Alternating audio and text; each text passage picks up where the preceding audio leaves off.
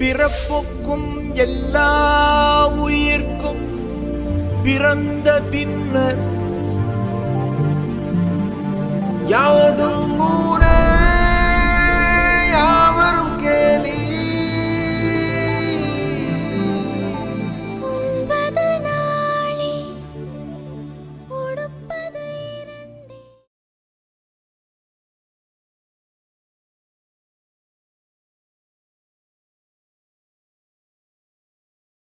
அனைவருக்கும் வணக்கம். எல்லாரும் சாப்பிட்டீங்களா? சாப்பாடு எப்படி இருக்கு? ருசி இருக்கா? நல்லா சாப்பிடுங்க. என் புத்தாண்டு நல்வாழ்த்துக்கள். உங்கள் எல்லோருக்கும் என் இனிய பொங்கல் நல்வாழ்த்துக்கள். என் பெயர் ஜானதன் ரிட்லி. நான் ஹார்வர்ட் பல்கலைக்கழகத்தில் தமிழ் சொல்லிக் கொடுக்கிறேன். உங்கள் வரவேற்புக்கு நன்றி. நான் ஒரு அதிர்ஷ்டசாலி. ஏன்னா என்னோட இளம் வயசுல எனக்கு தமிழ்நாட்டுக்கு போற வாய்ப்பு கிடைச்சிச்சு. அப்போ எனக்கு 21 வயசு தான். அந்த சமயத்துல எனக்கு தெரிஞ்சதெல்லாம் அமெரிக்கன் கலாச்சாரம் தான். அப்போ நான் 2 வருஷம் மதுரையில வாழ்றதுக்காக தமிழ்நாட்டுக்கு போயிருந்தேன். மதுரையில வாழ்ந்தப்ப ஏற்பட்ட அனுபவங்க என் குறுகிய மனசை பெருச ஆக்கியது. அந்த சமயத்துல தான் நான் தமிழ் படிக்க ஆரம்பிச்சேன். மக்களோட பேசி எனக்கு ஓரளவுக்கு வந்துருச்சு. நான் தமிழ் மொழி படிக்க ஆரம்பிச்சது என்னோட வாழ்க்கையில ரொம்ப பெரிய திருப்பமாக அமைந்தது. தமிழ் மொழியால, தமிழர்களின் பண்பாட்டால என் வாழ்க்கையில பல நன்மைகள் ஏற்பட்டிருக்கு. என் அனுபவத்துல நான் என் தமிழ் படிப்புக்கு எவ்வளவு முக்கியத்துவம் கொடுத்தேனோ அதை விட பல மடங்கு இம்மொழியால எனக்கு பலன் கிடைச்சிருக்கு. நிறைய பேர் என்கிட்ட என்னை தமிழ் படிக்க ரொம்ப கஷ்டமா இருக்குமே சொல்றாங்க.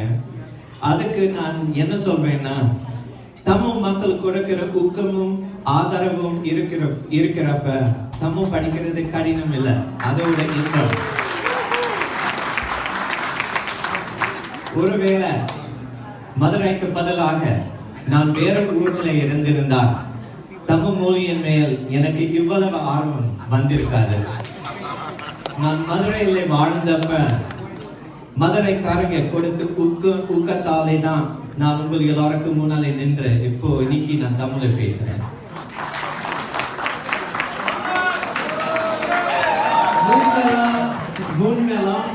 முன்பெல்லாம் ஒவ்வொரு வருஷமும் நான் 3 அல்லது 4 வாரத்துக்கு மதுரைக்கு போய் தங்குவேன். இப்போதெல்லாம் அவ்வளவு என்னால மதுரைக்கு போக முடியவில்லை.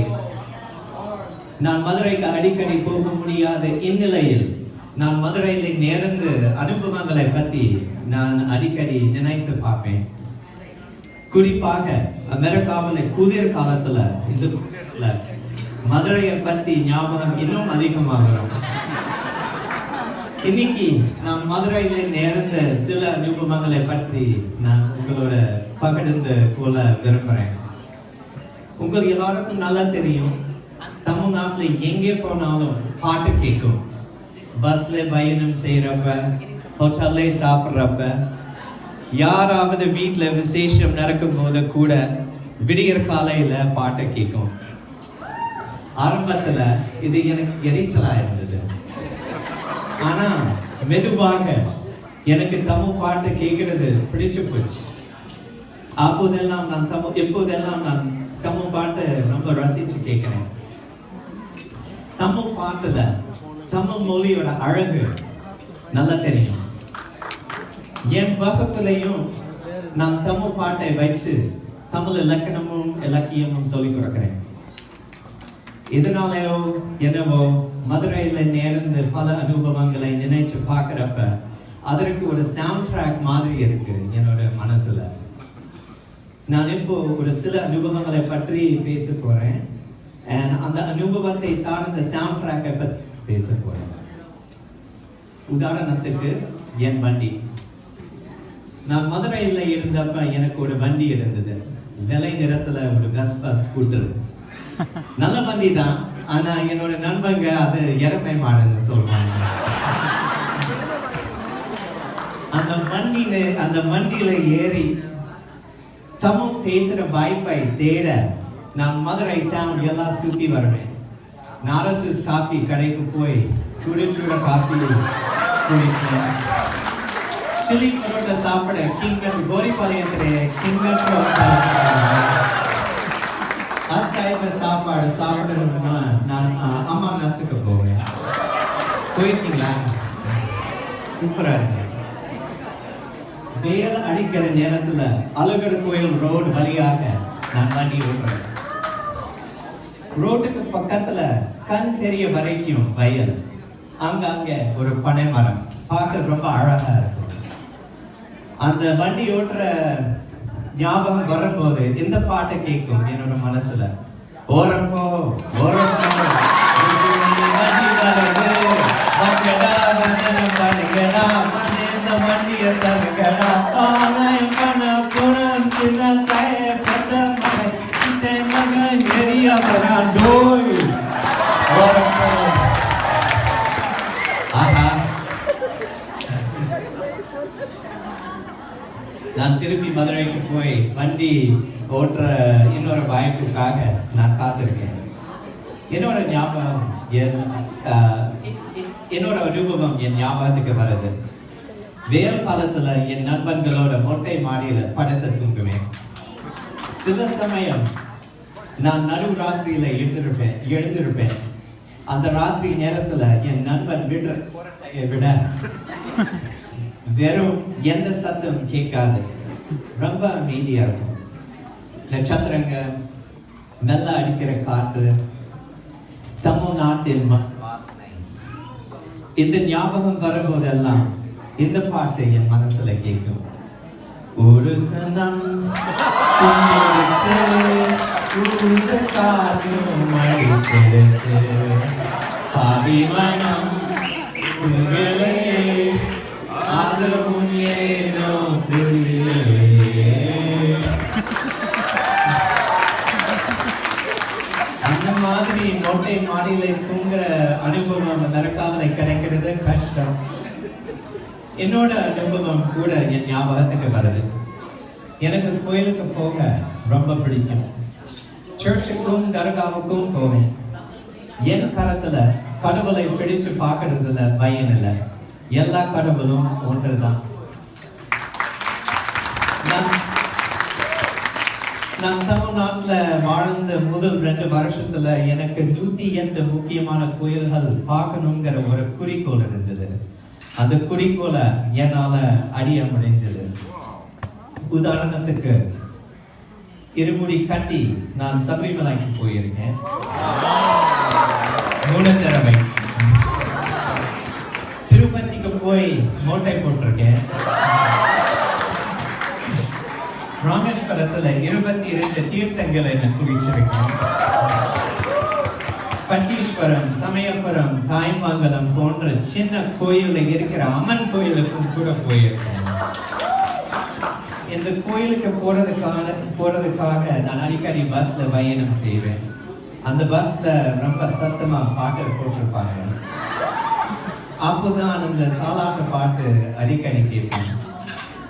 கண்ணே கலைமானே கனிமயில் கண்டே நுனே நானே, கண்ணே கலைமானே கனிமயில் கண்டே நுனே நானே, அதிபகுலனை நான் பார்க்கிறேன், ஆண்டவனை இதை நான் கேட்கிறேன்.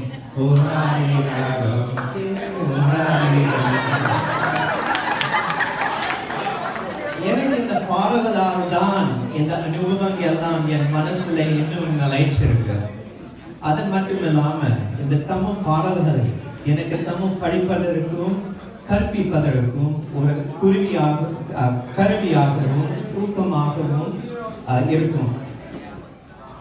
தமிழ் மொழியை பொறுத்தவரை தமது லக்கியம் படித்தால் தான் என்பது மட்டுமில்லாம தமம் பாடல் மூலமாகவும் கலாச்சாரம் மூலமாகவும் தம மக்கள் மூலமாகவும் தமிழ் மொழியின் சிறப்பையும் செம்மையையும் உணரலாம். நண்பர்களே, ஏற்கனவே இது உங்களுக்கு எல்லாரும் நல்லா தெரியும். தமிழ் உலக மொழிகளிலே அருமையான மொழி. தமிழ் இலக்கியம் ரொம்ப பழமையானது, சிறப்பானது, செம்மையானது. சங்க காலத்தில் எழுதிய கவிதைகளுடைய அர்த்தம் இந்த காலத்துக்கும் பயன்படுறது. தமிழுடைய அருமையையும் பழமையையும் காப்பாற்ற வேண்டிய நிலைமை இருக்கு. என் கருத்துல தமிழ் மொழியோட முக்கியத்துவத்தை உலகம் இன்னும் உணரவில்லை. இப்பொழுது தமிழ் மொழியின் மதிப்பீட்டை இவ்வுலகத்துக்கு உணர வைக்க வேண்டிய தருணம் வந்திருக்கு. தமிழ் கற்றுக்கொள்ளும் வாய்ப்பை அமெரிக்காவில் இருக்கிற பள்ளிக்கூடங்களிலும் கல்லூரிகளிலும் பல்கலைக்கழகங்களிலும் உண்டாக்க வேண்டும். ஹார்வர்ட் பல்கலைக்கழகத்துல கிரேக் மொழி, லாட்டின், சம்ஸ்கிருதம், அரபு மொழி, சீன மொழி போன்ற செம்மொழிகளுக்கு இருக்கை இருக்கிறது. ஹார்வர்ட்ல ஒரு மொழிக்கு இருக்கை இருந்தால்தான் அந்த மொழியோட இலக்கியமும் இலக்கணமும் எப்பொழுதும் கற்பிக்கப்படுங்கிற உத்தரவாதம் இருக்கும். மாணவங்க அம்மொழியின் மீது ஆராய்ச்சி செய்யலாம், முனைவர் பட்டத்துக்கும் படிக்கலாம். தமிழ் மொழி செம்மொழியாக இருந்தாலும் அதுக்கு ஹார்வர்ட்ல தமிழ் மொழி இருக்கை இல்லை. ஆனால் தமிழ் மொழிக்கு இருக்கை இல்லாததால் தமிழ் கற்பிப்பது எப்போதாவது நிறுத்தப்படலாம். ஹார்வர்ட் மாணவங்களுக்கு தமிழ் மொழியை முனைவர் பட்டத்துக்கு படிக்கணுங்கிற ஆர்வம் இருந்தாலும் தமிழ் இருக்கை இல்லாததால் அவங்களால அதை மேற்கொள்ள பண்ண முடியல. ஹார்வர்ட் பல்கலைக்கழகம் உலகத்துல ரொம்ப பிரபலமான சிறந்த ஒரு பல்கலைக்கழகம். ஹார்வர்ட் பல்கலைக்கழகத்துல தமிழ் இருக்கை உண்டாக்குவதால் தமிழ் மொழி பற்றுக்கு ஒரு சின்னமாக இருக்கும். சில மாதங்களுக்கு முன் வந்த நல்ல செய்தி உங்கள் எல்லாருக்கும் தெரிந்திருக்கலாம். என்ன செய்தினா, தமிழ்நாட்டு அரசு ஹார்வர்ட் தமிழ் இருக்கை உருவாக்குவதற்காக 6 கோடி ரூபாய், அதாவது $1.5 மில்லியன் கொடுத்திருக்கிறது. தமிழ்நாட்டு அரசு கூட கைத்தட்டலாம். அது இது ஒரு பாராட்ட வேண்டிய விஷயம்தான். நான் ஹார்வர்ட்ல தமிழ் இருக்கை உருவாக்குவதற்கான இலக்குக்கு பக்கத்துல வந்திருக்கிறோம்.